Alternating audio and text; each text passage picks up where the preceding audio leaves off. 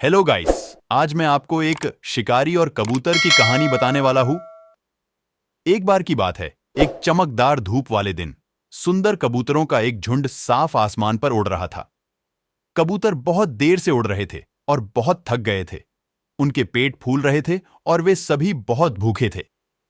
राजा उन सभी को कुछ और मिनटों के लिए उड़ान भरने के लिए प्रेरित करता है, क्योंकि उनकी मंजिल बहुत दूर नहीं थी। अचानक एक कबूतर ने एक बड़े बरगद के पेड़ के नीचे बहुत सारे चावल के दाने बिखरे हुए देखे। खाना देखकर वे सभी बहुत खुश और राहत महसूस कर रहे थे। वे सभी भूमि पर उतरकर अनाज खाने लगे। जैसे ही वे खाना खाने लगे, एक बड़ा और भारी जाल उन पर गिर गया।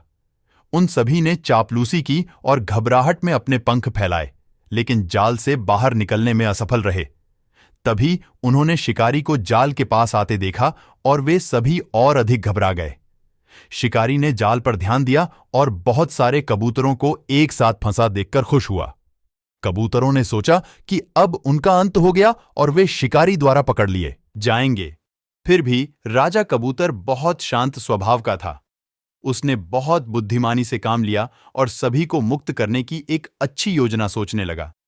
राजा ने अन्य सभी कबूतरों उसकी योजना के अनुसार कार्य करने का आदेश दिया। राजा ने कहा, सभी ने अपनी चोंच से जाल को पकड़ा और एक साथ उड़ने की कोशिश की। एकता में बहुत ताकत होती है। सभी कबूतर राजा की बात से सहमत थे, क्योंकि वे उस पर बहुत भरोसा करते थे। राजा के आदेश पर उन सभी ने जाल पकड़ लिया और एक साथ उड़ गए। कबूतरों ने जोर लगाया और जाल समेत ऊपर उड़ गए। शिकारी को पीछे छोड़ते हुए वे सभी बहुत खुश और उत्साहित थे। अब उनके सामने एकमात्र समस्या जाल से निकलने की थी। राजा कबूतर ने कहा, जाल से घबराने की जरूरत नहीं है प्रिय। कबूतरों, मेरा एक दोस्त चूहा है। वह पास ही रहता है और हमारी मदद जरूर करेगा। कबूतरों को राहत मिली और वे पहाड़ी की ओर उड़ने लगे।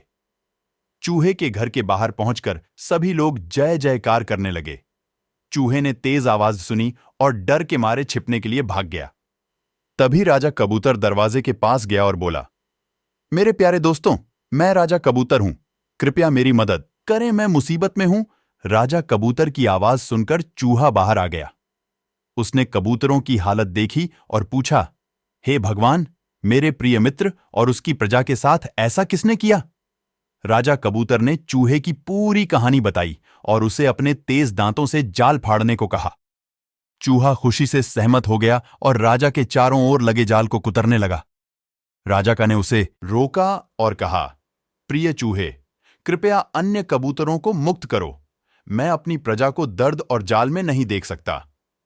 चूहा राजा से बहुत प्रभावित हुआ और उसने अन्य राजा से बहुत प्रभावित हुआ और उसने अन्य कबूतरों के जाल को कुतरना शुरू कर दिया।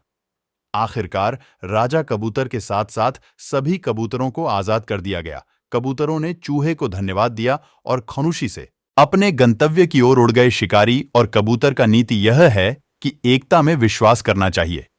एक बार J.K. राउलिंग ने कहा था, हम उतने ही मजबूत हैं जितने एकजुट हैं, उतने ही कमजोर हैं जी हम विभाजित हैं।